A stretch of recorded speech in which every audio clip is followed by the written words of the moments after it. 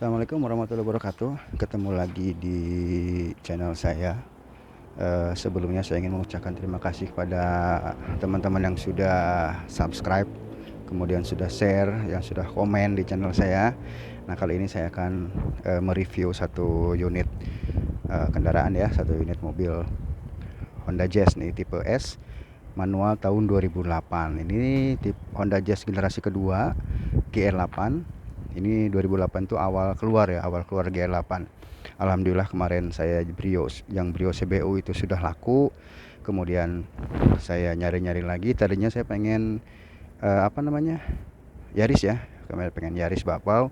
Hanya saja setelah saya review-review, kemudian saya nanya-nanya sana sini, katanya untuk Yaris Bapau itu manualnya itu koplingnya lumayan keras gitu. Jadi justru banyak yang menyarankan kalau mau Yaris Bapau lebih enaknya pakai yang matic gitu, lebih responsif.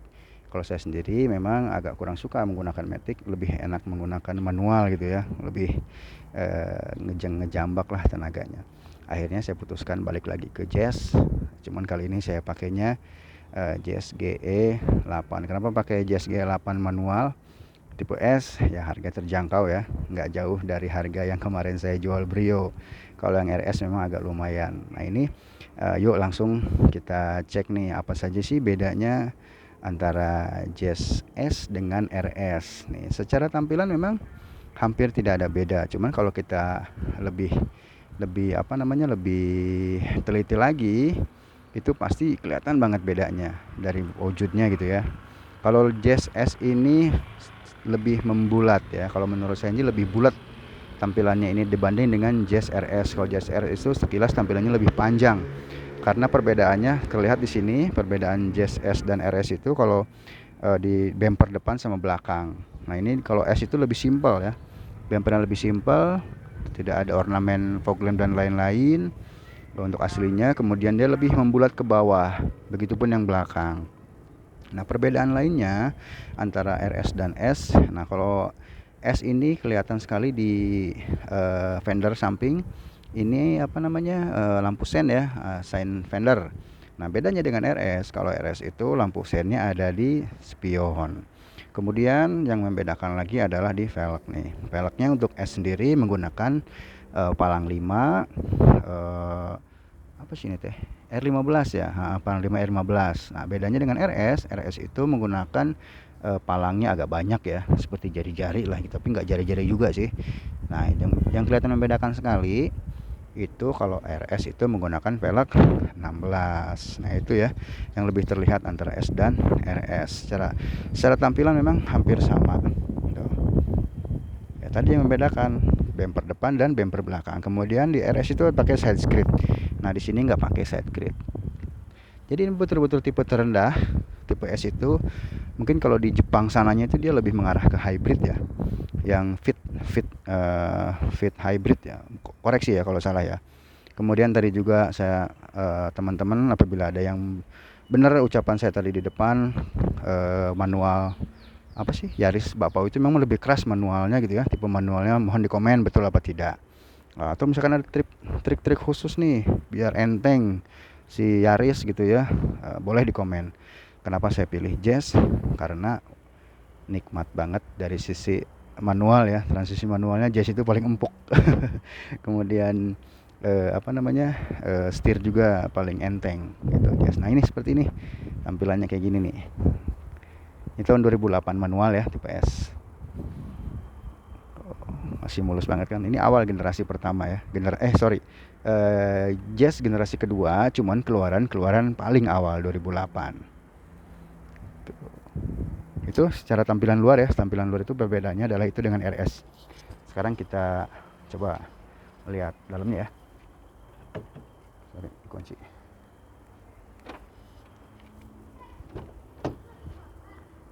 Nah untuk interior, nah ini interiornya kita colokin dulu lah. Nah, ini untuk interiornya masih lumayan rapi ya untuk ukuran 2008 ya. Nah, itu udah dilapisi karpet dasar, kemudian juga dilapisi karpet alas kaki ya. masih rapi tuh. Ini juga masih lumayan lah, nggak terlalu belecet-belecet banget nih, biarpun memang sudah aus ya, wajar lah ya, namanya tahun 2008. Tapi secara overall ini juga kulit jaduknya masih terlihat, belum ada yang patah. Oh, masih rapi banget tuh, lihat teman-teman bisa lihat ya. Saya masuk dulu deh. Nah, masih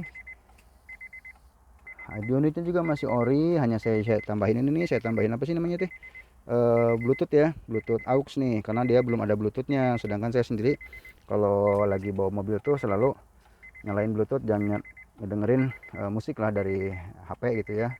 Praktis kalau ada telepon juga, nggak usah repot-repot megang HP, cukup ini aja lewat Bluetooth. Nah ini juga masih bagus banget tuh, masih licin banget tuh. Nggak tahu ini kayaknya sudah dicat tuh, masih bagus ya. Masih komplit ini nih, yang saya ini masih komplit nih. Dia ada pembatas kompartemen juga masih ada ya. Biasanya suka udah nggak ada nih kayak gini. Ini masih ada nih semua nih. Tuh, ini juga masih bagus, ini juga masih bagus tuh. Nah kita lihat coba kilometer sekarang ya, kita lihat kilometer yang lain dulu. Ini kilometernya di 89.000, termasuk yang low mileage ya untuk tahun 2008. Kita lihat coba MID-nya apa saja sih. Nah, ini trip itu jarak yang sudah ditempuh dari 0 kilo. Ini 246, ini jarak yang saya ambil kemarin nih. Kebetulan mobil saya dapat dari Depok, saya bawa ke Bandung, kemudian keliling-keliling di Bandung udah sampai 246. Kemudian ini adalah AVG, ini rata-rata penggunaan bensin per liter. Ini 16,4 kilometer. Apa sih ini teh? Berarti 16 kilo per liter ya gitu. Kemudian ini range, ini jarak tempuh, bukan jarak tempuh, sorry, ini sisa ya, sisa bensin yang ada. Ini 194 kilo lagi lah dengan bensin yang ada sebelum ke bom bensin ini ya. 89.000 untuk mobil tahun 2008 ya. Masih lumayan lah ya, masih lumayan, nggak capek-capek banget lah gitu, masih lumayan yang kilometer rendah ya, termasuk kilometer rendah. Ini juga masih bagus. Nah, ini masih pada nyala semuanya ya, masih nyala. Ini juga masih kencang semua. Ininya sun visor ini masih ori ya, masih ori semuanya tuh. Power window juga masih nyala. Nah ini juga atasnya juga, alhamdulillah nih, atasnya juga masih bersih. Atas bawah masih bersih. Ini mobil belum saya apa-apain ya, belum saya poles, baru saya pakai, baru datang 2 hari yang lalu lah, kemarin kalau nggak salah nih. Ini juga masih mulus, ini juga masih orian ya, masih kelihatan ori, masih ada bahan-bahan fabriknya, masih halus banget, belum ada yang aus. Hanya saja nih ada sedikit spion ya, spionnya pakai lakban, tinggal dibetulin insya Allah nanti.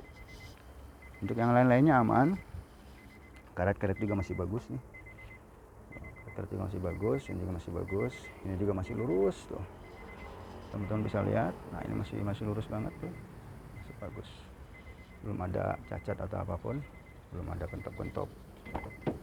Kemudian ini di baris kedua,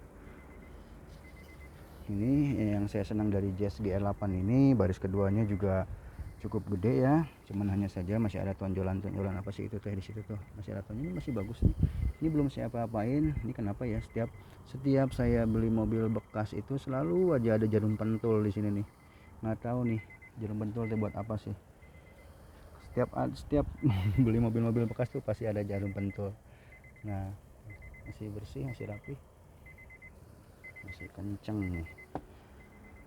Ini baris kedua. Sekarang kita lihat bagasinya, baris ke belakang. Oh iya, ini juga bawahnya juga. Nah bedanya nih, untuk tipe S dan tipe RS, untuk GL8 itu semuanya depan belakang itu menggunakan remnya rem cakram. Begitupun dengan GD3 itu untuk yang tipe MMC atau VTEC itu menggunakan depan belakang cakram. Tapi yang apa sih satu lagi selain VTEC itu IDSI ya. Nah untuk yang IDSI itu dia belum menggunakan rem cakram belakang, masih depan rem cakram belakang. Rem cakram itu hanya di depan untuk yang DSi. Untuk yang GD3, untuk yang tipe MMC itu sudah depan belakang. Koreksi ya kalau salah ya, koreksi kalau salah. Nah ini kita lihat coba bagasi ya. Nah ini sudah saya pasangin bus tube. Udah saya pasangin bus tube kemarin, langsung saya pasangin bus tube, kemudian saya pasang plat nomor saya pengen rapih aja lah gitu ya, kelihatan kalau plat nomornya itu kalau rapih tuh bersih tuh, ke mobil juga jadi bersih gitu ya. Nah ini bagasinya luas banget, ini yang saya senang dari GSG 8 ya, bagasinya tuh luas, posisi readingnya enak. GSG 8 tuh koplingnya empuk, kalau yang masih ini ya, kalau yang sehat tuh koplingnya empuk, setirnya enteng ya. Kalau yang belum kena rakstir ya, kalau belum kena rakstir itu, belum kena servisan rakstir itu, setir tuh enteng gitu. Kalau yang berat, setirnya berat, itu mesti dicek rakstirnya, biasanya sudah di servis, sudah kena terus di servis, biasanya agak berat si rakstirnya. Nah ini aja sini ada lecet minor nih, nanti akan saya coba bawa ke bengkel cat langganan nih. Gampang lah itu, masih lurus tuh, ini masih lurus banget tuh, warna birunya seperti biru biru bluebird kali ya.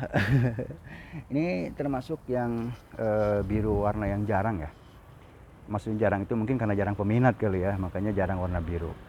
Untuk tipe generasi kedua di tahun 2008 sampai dengan 2011 kalau nggak salah ya, untuk non facelift ini termasuk yang jarang warnanya. Biasanya tuh warna-warna itu hitam, kemudian abu-abu dan silver, itu yang paling banyak. Kemudian masuk ke MMC 2012 sampai dengan 2014 untuk tipe yang facelift itu udah mulai banyak warna-warnanya, misalkan warna putih, kemudian warna merah gitu, kemudian warna abu-abu, silver itu udah banyak banget, hitam ya. Kalau yang gini-gini sih, kalau biru, kuning, merah itu agak jarang. Hijau nih, hijau jarang banget nih. Biru, hijau jarang. Ini hampir sama kayak Brio CBU warnanya nih. Warna biru begini tuh hampir sama kayak Brio CBU. Nah, Brio CBU juga birunya jarang, kebanyakan hitam. Ya kan, cakram depan belakang. Udah masih enak banget ya. Tuh, masih seger, masih bagus tuh, masih rapi. Oh, masih mulus banget. Ini kompartemennya banyak lah untuk GE8 ini ya, sama seperti GD ya. Tuh, ini ada boncel, sorry ketang tadi ada boncel dikit. Masih joknya juga masih keras ya, masih masih seset. Untuk pelek ukuran 15. Nah tadi yang membedakan antara RS dan S. Kita lihat mesin yuk, coba kita lihat mesinnya. Mesin kita buka dulu.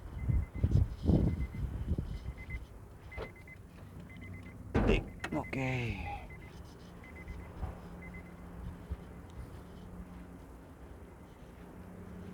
Oh iya, ini untuk knalpot masih ori ya, masih ada katalisnya juga. Biasanya tuh kalau Jazz itu GD3 terutama itu yang diincar itu adalah katalis. Katanya sih katalisnya mahal ya, bisa nyampe 5 juta.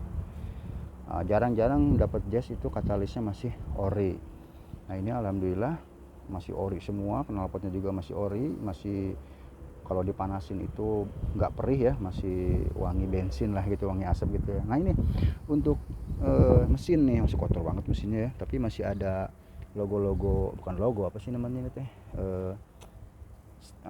cat QC ini masih ada nih, kalau dibersihin kelihatan itu masih perawan lah. Cuma hanya kotor aja nih, belum sempat dibersihin, nanti coba akan kita bersihin nih. Untuk tipe S udah ada modul EBS EBD ya, ini untuk pengereman udah insya Allah udah nyaman lah ini. Nah kemudian tips dari saya, apabila teman-teman mau nyalek atau lagi nyari mobil-mobil bekas, usahakan tanyakan kepada penjualnya, untuk radiatornya tanyakan masih menggunakan coolant atau sudah diganti air biasa. Kalau saya sih lebih menyarankan kalau misalkan mobil bekas, usahakan masih menggunakan coolant ya. Kalau menggunakan air biasa dikhawatirkan akan terindikasi atau ada endapan seperti lumpur karat ya kalau air biasa ya.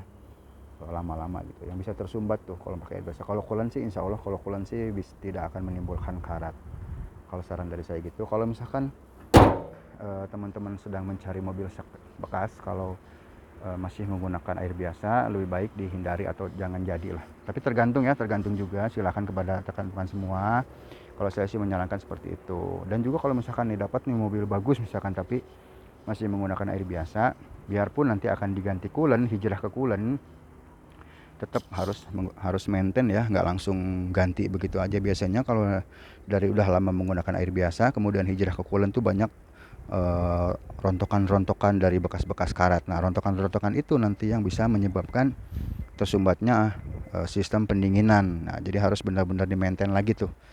Tidak hanya sekali ganti ke coolant ya. Kalau misalkan sebelumnya sudah menggunakan coolant itu lebih bagus lagi. Nah, ini mungkin ya. Sekali lagi saya ucapkan terima kasih kepada teman-teman atau rekan-rekan yang sudah subscribe, support channel saya dengan mensubscribe, kemudian men-share, kemudian komen. Alhamdulillah, hatur nuhun pisan, terima kasih banyak. Nah, kita lihat sekali lagi ya. Jazz S manual tahun 2008 GE8.